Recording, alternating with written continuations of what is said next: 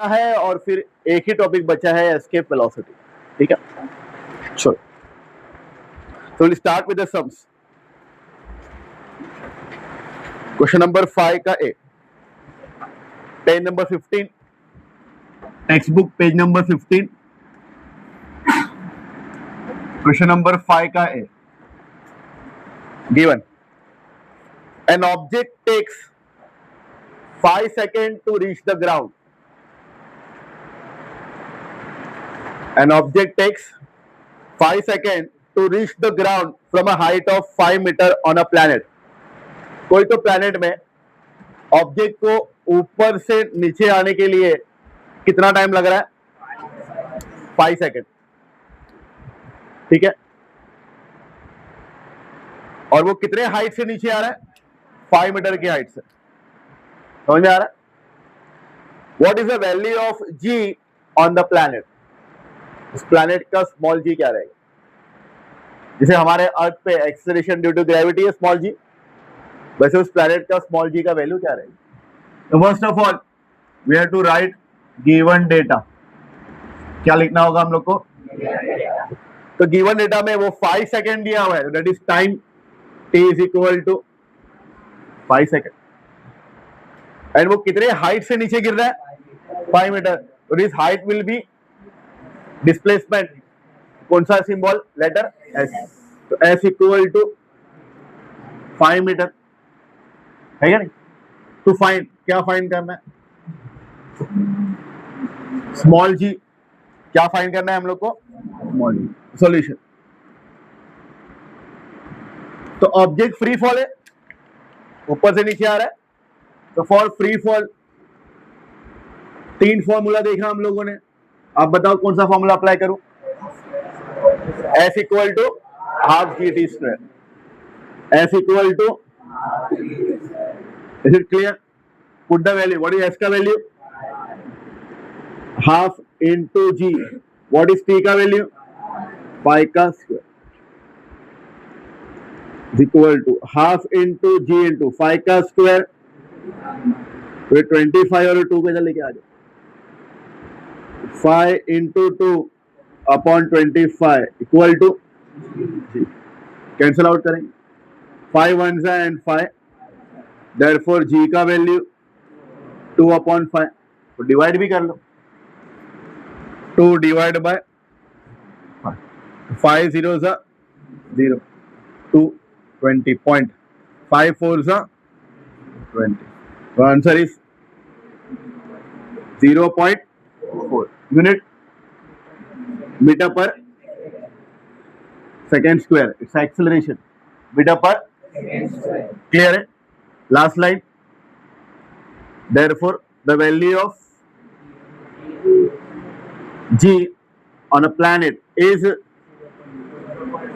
0.4 metre per second square. Is it clear? समझा? क्वेश्चन में डेटा क्या दिया हुआ है, कौन सा फॉर्मूला अप्लाई करना है? हाँ, क्या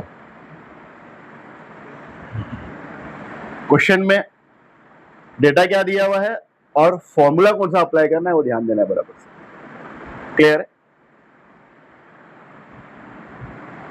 now read the third one, C. क्या दिया है, पढ़ो। The mass and weight of an object on Earth are 5 kg and 49 Newton respectively.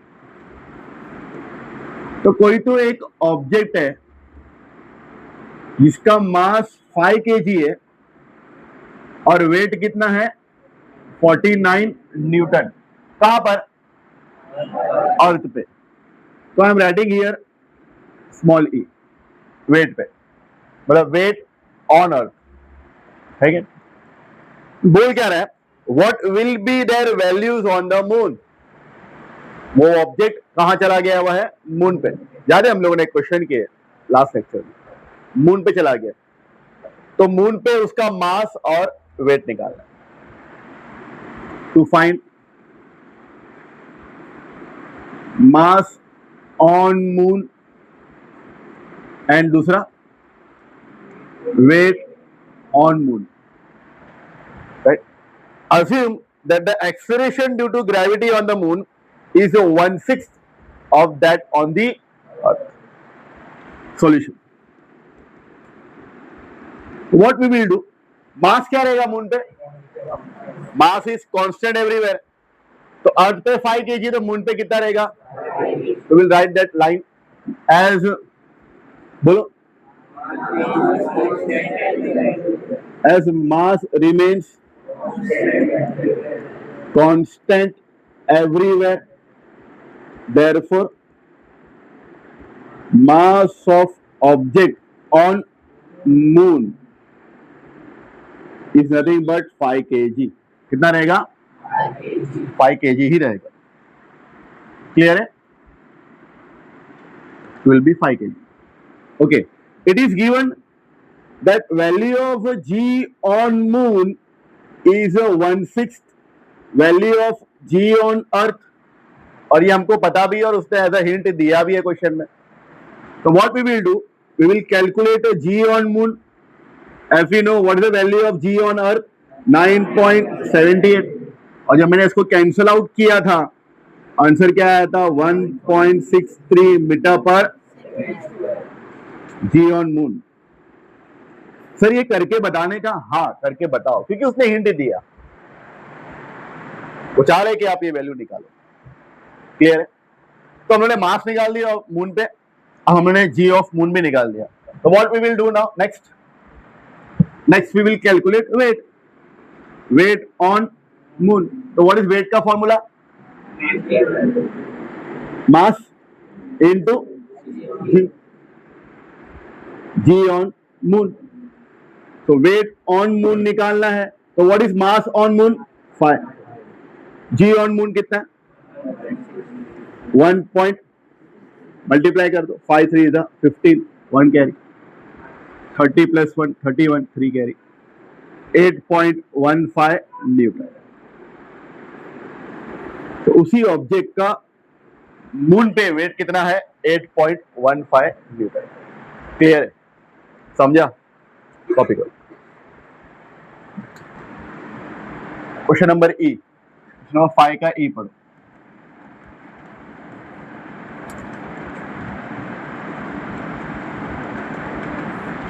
क्या दिया है? पढ़ो. A ball falls off a table से गिर गया नीचे बॉल. तो again it will be a free fall. ऊपर से नीचे आ रहा है object and reaches the ground in 1 second. तो टाइम क्या होगा? 1 second. Assuming G equal to 10 metre per second square. G का वैल्यू हम क्या ले रहे हैं? 10 metre per second square. Calculate its speed on reaching the ground. नीचे गिरने पर उसकी स्पीड क्या रहेगी वो निकालना है. बराबर. तो फ्री फॉल में तो इनिशियल वेलोसिटी 0 है, तो वो कौन सी वेलोसिटी फाइंड करने बोल रहा है हमारे को? Final velocity. फाइनल वेलोसिटी मतलब v, राइट ना? फ्री फॉल के टाइम पे इनिशियल वेलोसिटी क्या होती है?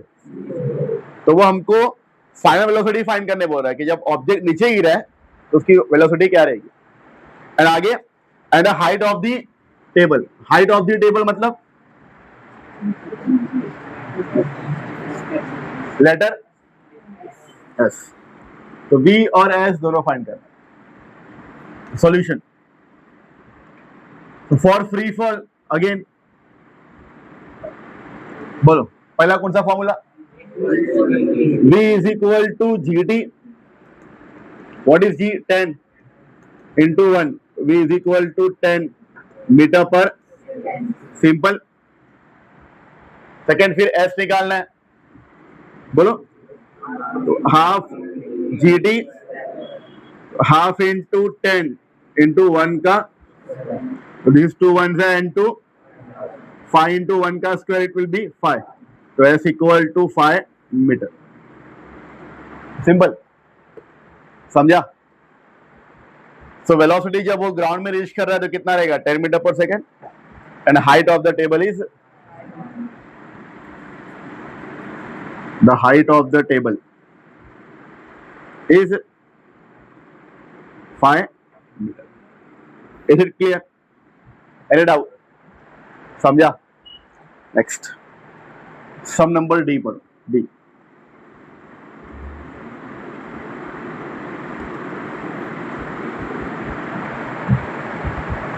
समझ रहा है? हाँ, दूसरा भी लिख देना, दूसरे का भी लिख देना। The velocity when it reach the ground is 10 metre per second. D वाला, an object thrown vertically upward. अब ऑब्जेक्ट को ऊपर फेंका है उसने। हमने दो क्वेश्चन किए, ऑब्जेक्ट ऊपर से नीचे आ रहा था, फ्री फॉल का। अब ऑब्जेक्ट को क्या कर रहा है वो?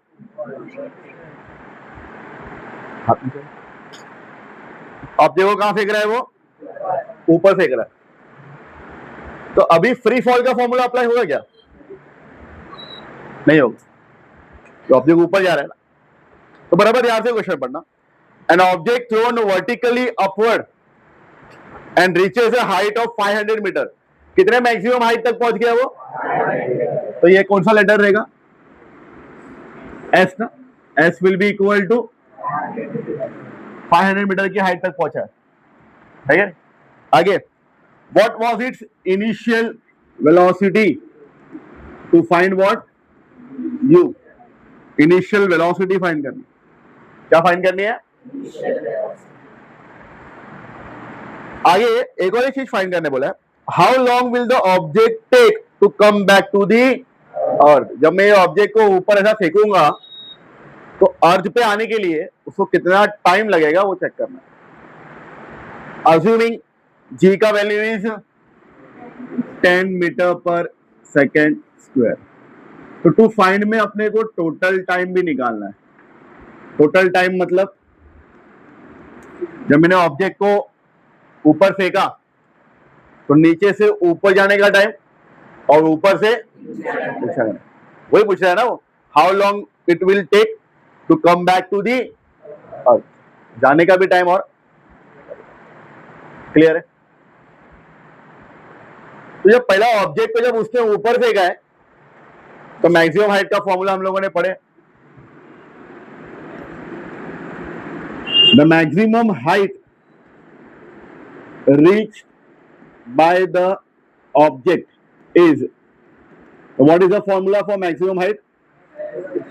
S equal to u square upon 2g। यही फॉर्मूला पढ़े। Now put the value, what is S? 500। u find करना है, 2 into g का value is 10। 500 equal to u square upon 20। What we will do here? 1 into u square will be u square। 500 into 3 0 already put कर देता हूं, and again 5 2 सा क्या हो जाएगा? बिकम 10,000। u स्क्वायर है तो taking square root on, so u is equal to square root of 10,000। बराबर। 10,000 में कितने जीरो है? 4 जीरो है। तो मुझे अभी अंदर 2 की जोड़ी बनानी है, तो should I write in this way, 100 into 100। 100 into है या नहीं? तो 100 into 100 कितना होगा? 10,000 ही होगा। तो बराबर बनाए कि नहीं? हाँ, तो u इक्वल टू कितना आएगा फिर? 100 metre per second. u velocity निकाले, मीटर पर एक्सेलरेशन में मीटर पर सेकेंड पर आता है। जब ऑब्जेक्ट को जब मैंने ऊपर फेंका तो उसका इनिशियल वेलोसिटी कितना था? 100 मीटर पर सेकेंड। समझा? तो u is equal to 100 metre per S के फॉर्मूले से। अब टाइम कैसे निकालो?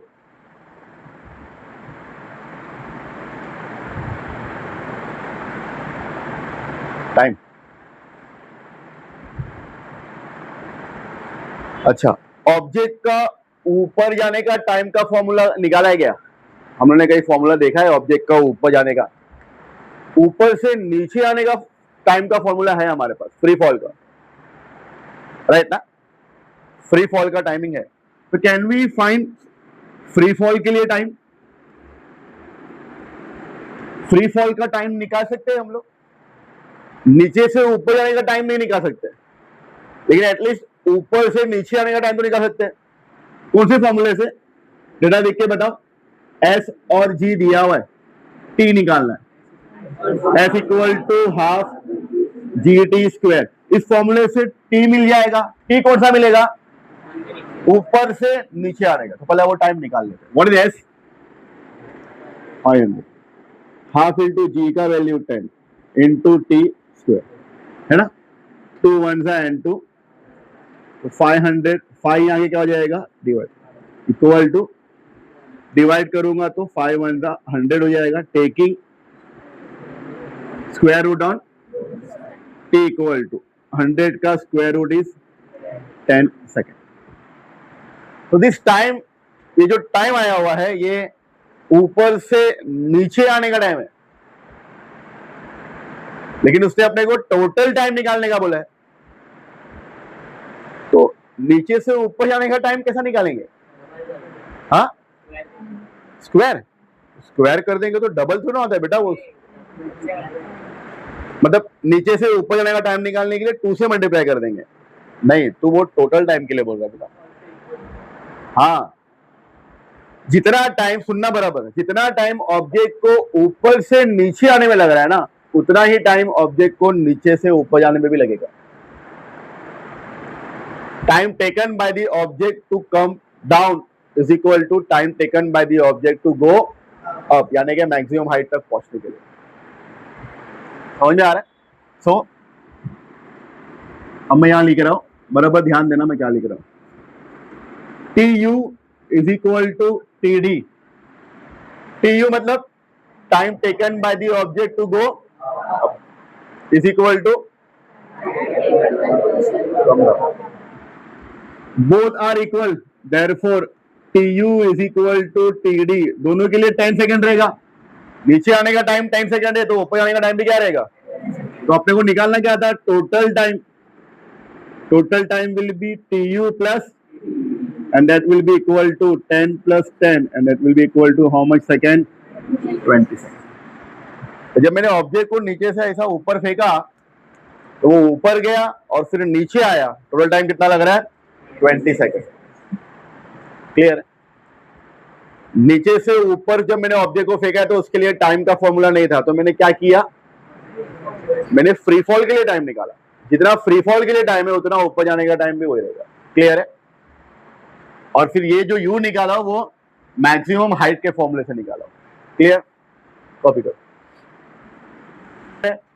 ओके, सो सब number A C D and E is done, right?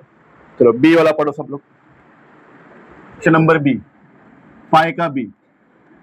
इसको 3 मार्क के लिए इंपॉर्टेंट मार्क करो, और प्लीज इसको हैबिट बनाओ कि एटलीस्ट रोज एक बार प्रैक्टिस करें। रोज एक बार प्रैक्टिस करने की हैबिट बनाओ।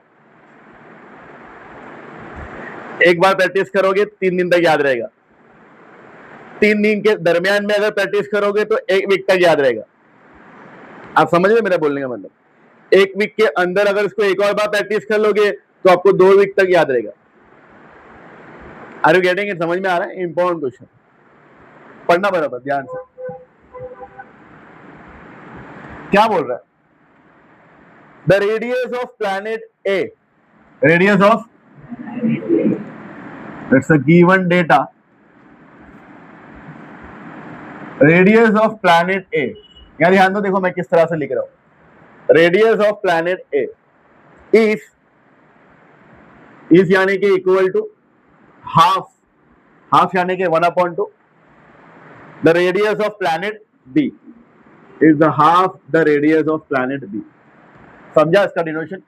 एक और बार रीड कर रहा हूं। Radius of planet A is half the radius of planet B. Okay, मैं should I write in this way? RB को अगर मैं यहां लेकर आया तो आर ए अपॉन आरबी क्या हो जाएगा? 1/2। Is it clear? Any doubt? आगे, if the mass of planet A is ma, planet A का मास क्या है? ma है। That what must be the mass of planet B? अपने को मास ऑफ प्लैनेट बी निकालना है। To find what? Mass of, क्या देखो, mass of planet B, mass of planet B, such that the value of g on b, देखो, the value of small g on planet b, ऐसा ही कुछ बोल रहा है ना, the value of small g on b is half that value on planet a, ga। तो इसको भी अगर मैं कन्वर्ट करने जाऊं तो ga इधर आ जाएगा, तो क्या होगा, gb upon ga is equal to 1/2। Any doubt in this given data? पक्का समझ में आया? फाइंड क्या करना है समझ में आया? प्लैनेट ए का मास ma है, तो मुझे प्लैनेट बी का मास निकालना है। वो दो प्लैनेट की बात कर रहा है, A and B planet. Planet A का रेडियस हाफ है प्लैनेट बी के रेडियस से। प्लैनेट बी में जो जी का वैल्यू है, स्मॉल जी का वैल्यू, वो प्लैनेट ए के जी के वैल्यू से क्या है, हाफ है। प्लैनेट ए का मास है एम ए, प्लैनेट बी का मास क्या है, एम बी। तो अपने को रिलेशन फाइंड करने बोल रहा है। जैसे ये रिलेशन था ना, radius of planet A is half radius of planet B, तो अपने को फाइंड करने बोल रहा है mass of planet A B will be how many times mass of planet A. जैसे यहां पर radius of planet A is how many times radius of planet B, half times. तो वैसे वो फाइंड करने बोल रहा है mass of planet B will be how many times mass of planet A. Clear? Solution. Given में कुछ भी डाउट है? पढ़ करके मैंने जो आपको यहां पर दिख रहा है जी का, स्मॉल जी का कुछ तो बारे में कुछ बोल रहा है। तो we have acceleration due to gravity का formula, acceleration due to gravity is given by, तो what is acceleration due to gravity का formula, small g equal to G capital M upon are square, ये formula है। अच्छा, for planet ए, अगर मैं planet ए की बात करूं तो इस फॉर्मूले में क्या चेंजेस होगा, इसको मैं जी ए लिखूंगा is equal to capital G will remain as it is, इसको लिखूंगा M A upon R A square. कोई मुझे बताएगा मैंने यहाँ पर कैपिटल जी के नीचे ए क्यों नहीं लिखा सबस्क्रिप्ट में? It's a universal gravitational constant, हर एक प्लैनेट पे कैपिटल जी का वैल्यू सेम ही रहेगा। क्या है वो वैल्यू? 6.673 इंटू 10⁻⁻11 न्यूटन मीटर स्क्वायर kg⁻²। हर प्लैनेट के लिए यही वैल्यू है। क्लियर? इसलिए मैं वो जी ए नहीं लिख रहा। Similarly for planet B, for planet क्या लिखो बोलो आप लोग? B is equal to capital G, बोलो इक्वेशन नंबर। क्लियर है? अब करना क्या है पता है? इन दो को डिवाइड करना है। क्या करना है इन दोनों को?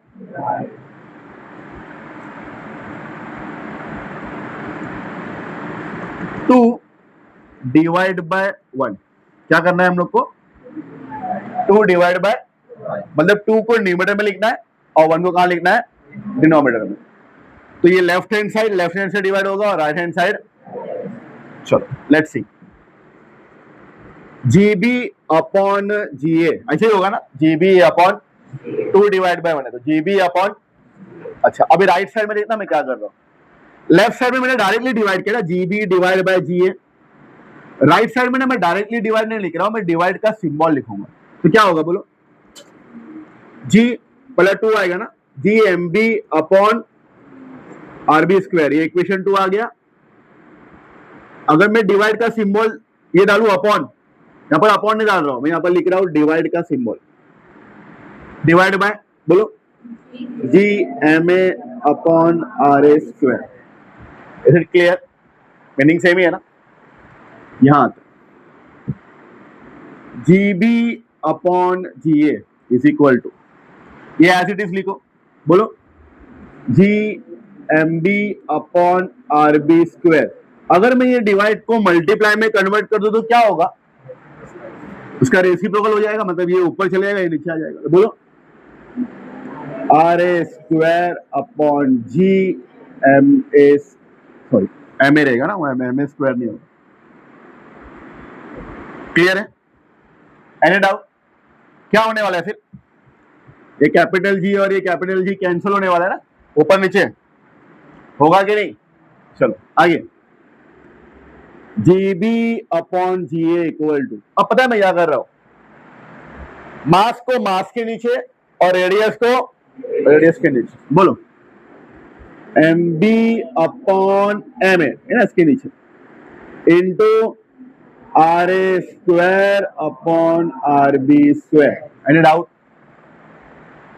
समझा? एक और एक step, GB upon GA equal to MB upon MA into, दोनों के पास स्क्वायर है ना, तो should I write in this way, RA upon RB the whole square, है या नहीं? Now put the value, what is GB upon GA? 1 upon MB upon MA तो नहीं पता, into what is RA upon RB the whole, clear? 1/2 equal to MB upon MA, ये क्या हो जाएगा 1 अपॉन स्क्वायर, दोनों के पास ये आएगा। अच्छा, अब इस साइड में नंबर खाली यही है 4, तो इसको इधर लेकर आऊंगा तो क्या आएगा, न्यूमरेटर में जाएगा ना, कहाँ जाएगा ये, तो 4 divide by 2 equal to MB upon 2 1 and 2, and what we will do, 1 into MB equal to 2 MA। इसका मतलब क्या, mass of planet B will be twice mass of planet A के मास से डबल हो जाएगा प्लैनेट B का मास। Clear है? समझा? कॉपी करो। तो each and every step should be written clearly and properly. पढ़ो, let the period of revolution of a planet at a distance r from a star be t। क्या मतलब है इसका?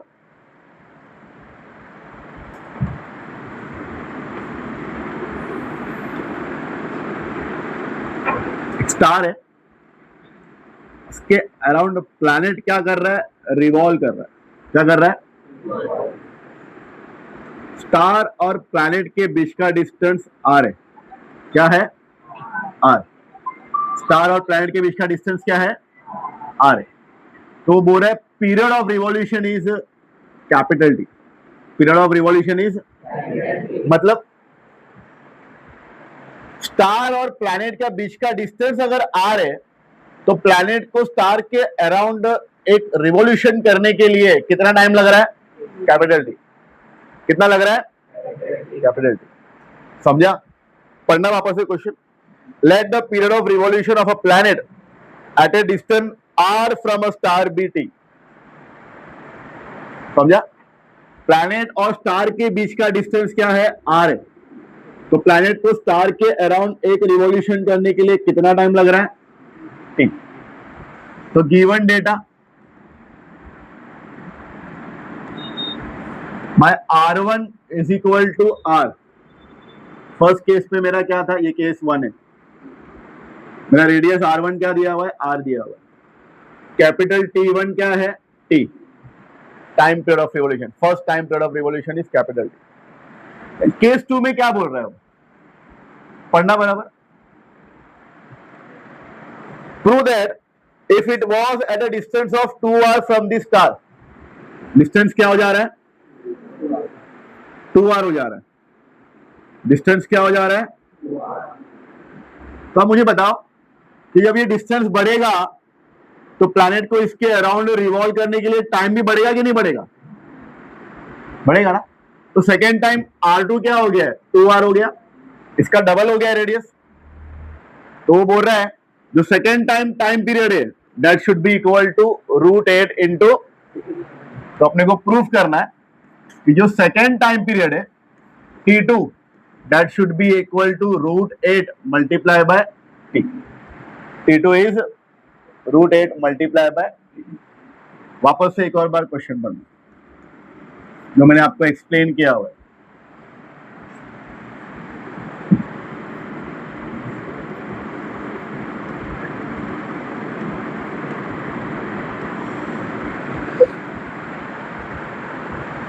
जब डिस्टेंस r था तो एक रिवॉल्यूशन करने के लिए कितना टाइम है, कैपिटल टी. वो बोल रहा है कि डिस्टेंस 2r हो जाएगा तो आप प्रूफ करो कि टाइम पीरियड कितना होना चाहिए, √8 इंटू टी. बराबर. तो रेडियस का और टाइम पीरियड ऑफ रिवॉल्यूशन का रिलेशन कहां बताया गया है, केपलर्स थर्ड लॉ में बताया गया. क्या था Kepler's third law? The square of the period of revolution is directly proportional to cube of the mean distance of the planet and the sun. Again, t square is directly proportional to r cube. जब मैं ये proportionality की sign हटाऊंगा तो एक constant आएगा k r cube, where k is constant. बराबर. Now first case के लिए जहां t है वहां t1 लिख दू और जहां r है वहां r1 लिख दू. t1 square equal to k into r1 cube. Second case के लिए t2 square equal to k into r2 cube. Is it clear? Same 2 divide by 1 कर दो. क्या कर दो? 2 डिवाइड बाय क्या होगा बोलो? t2 square upon t1 square is equal to यहां क्या होगा बोलो? k into r2 cube upon k into this k and this k will get cancel. समझा ये इतना पूरा? Any doubt? आगे क्या बच रहा है फिर? t2 square upon t1 square equal to क्या होगा यहाँ पर? r2 cube upon r1 cube. फिर प्रीवियस क्वेश्चन में दोनों के ऊपर स्क्वायर है तो मैंने होल स्क्वायर किया था. यहाँ पर दोनों के ऊपर क्या है? अच्छा, वैसे भी यहाँ पर भी मैं t2 द होल स्क्वायर कर सकता हूँ ऐसा. और यहाँ कर दो बोलो r2 upon r1 the whole cube कर सकता हूँ ऐसा. पक्का? Now put the value. Value put करना है. t2 का कोई वैल्यू है या गिवन में? नहीं, तो उसको एज इट इज रखो. t1 का कोई वैल्यू है? क्या है? t the whole. फिर r2 का वैल्यू 2r और r1 का value r the whole. This r and this r will get. तो t2 upon t the whole. 2 का क्यूब कितना हो जाएगा? 2 का क्यूब क्या हो जाएगा? अब ये स्क्वायर को हटाओ तो क्या करेंगे? Taking square root on. तो t2 अपॉन t 8 जो है वो रूट में आ जाए. इसके नीचे कुछ नहीं, मतलब क्या रहेगा? क्रॉस मल्टीप्लाई करो. Therefore t2 equal to √8 multiply by t. Clear है? तो second time period of revolution should be equal to √8 times the initial time period when radius is twice the radius of the original value. Clear? Topic पढ़े अभी तक हम लोग ने पूरा syllabus पे क्या पढ़ाया गया. सबसे पहला टॉपिक क्या पढ़े? द बेसिक ग्रेविटेशनल फोर्स पढ़े. क्या होता है ग्रेविटेशनल फोर्स? उसके बाद क्या पढ़े? सेंट्रीपिटल फोर्स है ना. जो कोई भी ऑब्जेक्ट अगर सर्कुलर मोशन में रिवॉल्व कर रहा है तो उसके ऊपर एक सेंट्रीपिटल फोर्स एक्ट करता है एंड वो सेंट्रीपिटल फोर्स डायरेक्ट करता है towards the centre of the अर्थ, क्योंकि वो ऑब्जेक्ट को पुल कर रहा है. क्योंकि हम लोग जब उसको रिवॉल्व कर रहे हैं स्टोन को, तो फोर्स कहां से अप्लाई कर रहे हैं? सेंटर से अप्लाई. ठीक है. उसके बाद क्या पढ़े? Kepler's law, first law, second law and third law, तीनों लॉ पढ़े. ठीक है. Next Newton's universal law of gravitation पढ़े. उसमें मैंने आपको 2 नोट लिखवाया, वेरी वेरी इंपॉर्टेंट. ठीक है. उसके बाद क्या पढ़े? Acceleration due to gravity, small g. तो डेफिनेशन पढ़े. फॉर्मूला भी डिराइव किया स्मॉल g का. फॉर्मूला क्या है? Capital G capital M upon are square, है ना।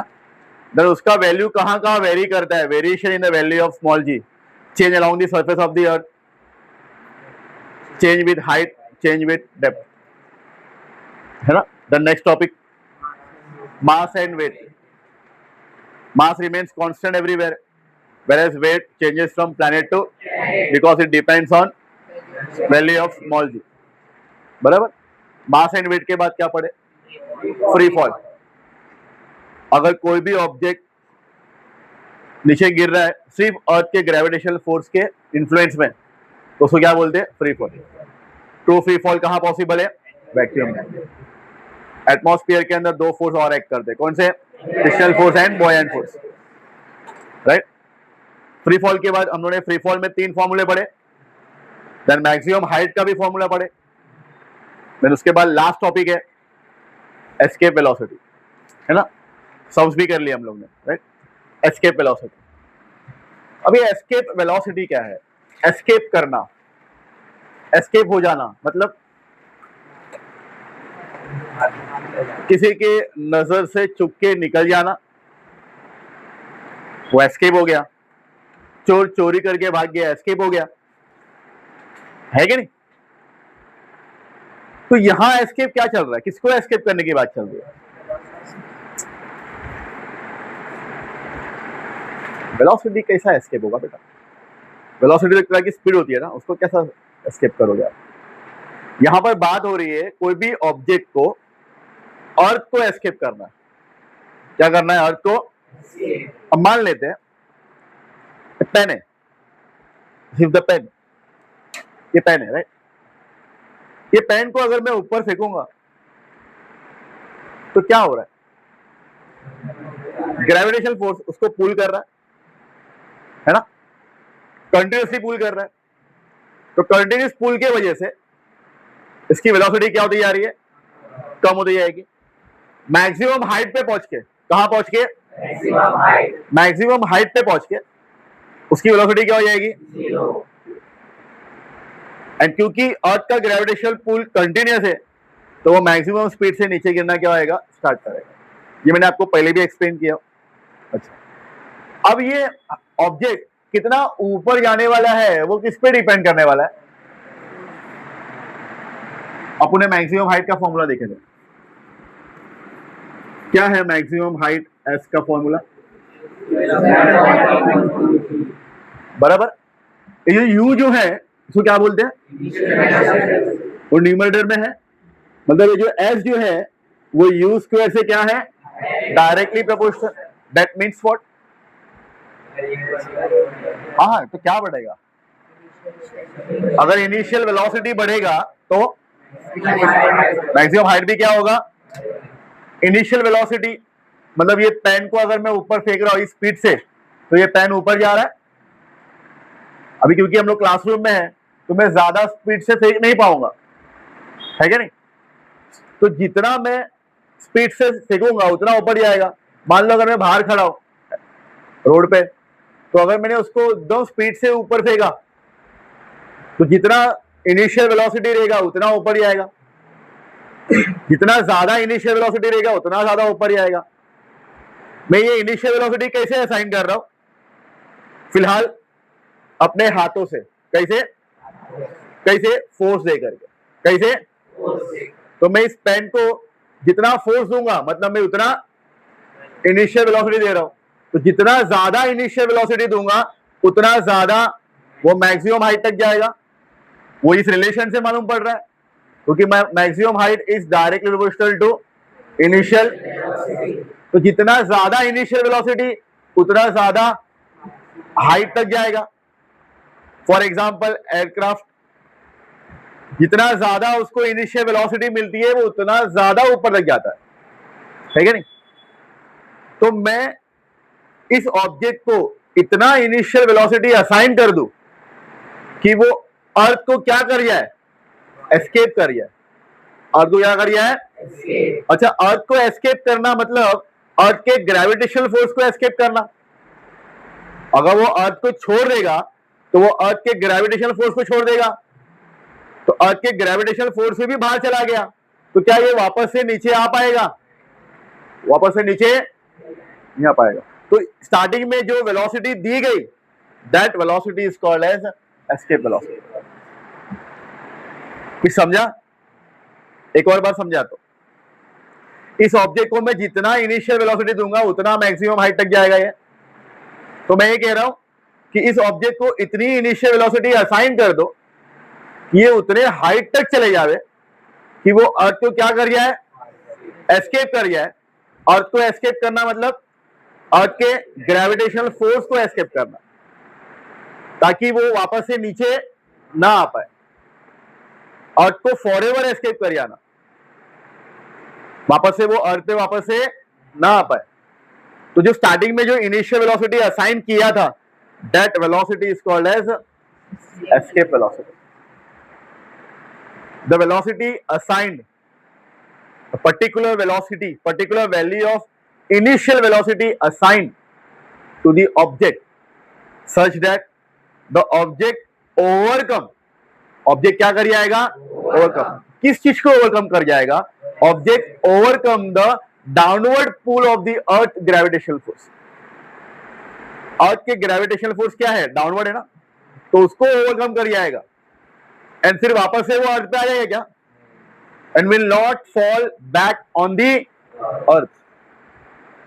that velocity जो पहले मैं असाइन किया गया, that velocity is called as escape velocity। मतलब मैं इसको इतनी वेलोसिटी असाइन कर दूं कि ये अर्थ को क्या कर जाए? एस्केप कर जाए, अर्थ के ग्रेविटेशनल फोर्स को एस्केप कर जाए, ओवरकम कर जाए और उसको खींच नहीं पाएगा नीचे। that velocity is called as escape velocity। Clear है? एंड एस्केप वेलोसिटी का फॉर्मूला है VSC। VSC मतलब एस्केप, एस्केप के स्टार्टिंग के 3 initial letter, escape velocity. Read करो उसको। उसका फॉर्मूला है स्क्वायर रूट ऑफ 2gm/r। क्या है फॉर्मूला? देखो सब कैपिटल ही है, स्क्वायर रूट ऑफ 2gm/r। इसका एक और एक फॉर्मूला है square root of 2 small g into r। Small g into, इन सब में सारे कैपिटल जी है। देखो यहाँ पर कैपिटल जी है, यहाँ पे स्मॉल जी। तो ये दो फॉर्मूले याद रखने हैं आपको एस्केप वेलोसिटी के। क्लियर? मान लो मुझे इस पेन को एस्केप करवाना है अर्थ के ग्रेविटेशनल फोर्स से, अर्थ से बाहर उसको लेके जाना है, तो मुझे इस पेन को कितनी वेलोसिटी असाइन करनी पड़ेगी? That velocity is called as what? Escape. और वो अर्थ को एस्केप करने वाली जो वेलोसिटी है, इसको बोलते हैं एस्केप वेलोसिटी फॉर अर्थ। मतलब अगर आपको अर्थ को एस्केप करवाना है तो मुझे ऑब्जेक्ट को कितनी मिनिमम वेलोसिटी देनी पड़ेगी? That minimum velocity is 11.2 kilometre per second. This is the escape velocity for the earth. अगर मैंने इस पेन को कितनी वेलोसिटी असाइन कर दिया? 11.2 किलोमीटर पर सेकेंड। आप ध्यान दो, किलोमीटर पर सेकेंड।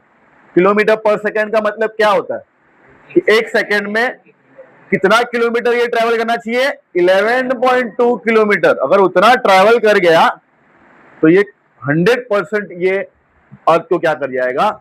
एस्केप कर जाएगा। That should be 11.2 kilometre, not metre. अगर मीटर रहेगा तो सब एस्केप करेंगे, ये पेन वेन सब फटाफट सब एस्केप हो जाएगा। It should be 11.2 kilometre per second. समझ में आया बात? तो ये वैल्यू आपको ध्यान रखना है, ये एमसीक्यू के लिए पूछते हैं। वैसे escape velocity of the earth. Clear है? समझ में आया? तो इस सेक्शन में आपको पढ़ना क्या है, क्या करना है? आपको डेफिनेशन लिखना है एस्केप वेलोसिटी का। एस्केप वेलोसिटी का फॉर्मूला आपको लिखना है, ये दोनों भी, और एस्केप वेलोसिटी का ये वैल्यू ध्यान रखना है। ठीक है? तो अर्थ को एस्केप करवाना है, ये ऑब्जेक्ट अर्थ पे है, तो अर्थ से इस ऑब्जेक्ट को एस्केप करवाना है, तो कितनी वेलोसिटी देनी पड़ेगी इसको? बराबर। अगर ये ऑब्जेक्ट मून पे चला गया, कहां चला गया? और मून से इसको एस्केप करवाना है, तो क्या escape velocity 11.2 kilometre per second रहेगी या उससे ज्यादा रहेगी या उससे कम रहेगी? उससे कम रहेगी। अगर मून से एस्केप करवाना है, ये ऑब्जेक्ट अगर मून पे चला गया और एस्केप करवाना है मून से, तो उसकी वेलोसिटी कितनी रहेगी? उससे 11.2 किलोमीटर पर सेकेंड से कम रहेगी। क्लियर है? समझा? So that's it for escape velocity. We will write the definition. Definition में आपको लिखवाता हूँ। डेफिनेशन के लिए 4-5 लाइन के लिए जगह छोड़ दो, फॉर्मूला कॉपी करो और ये वैल्यू कॉपी कर लो।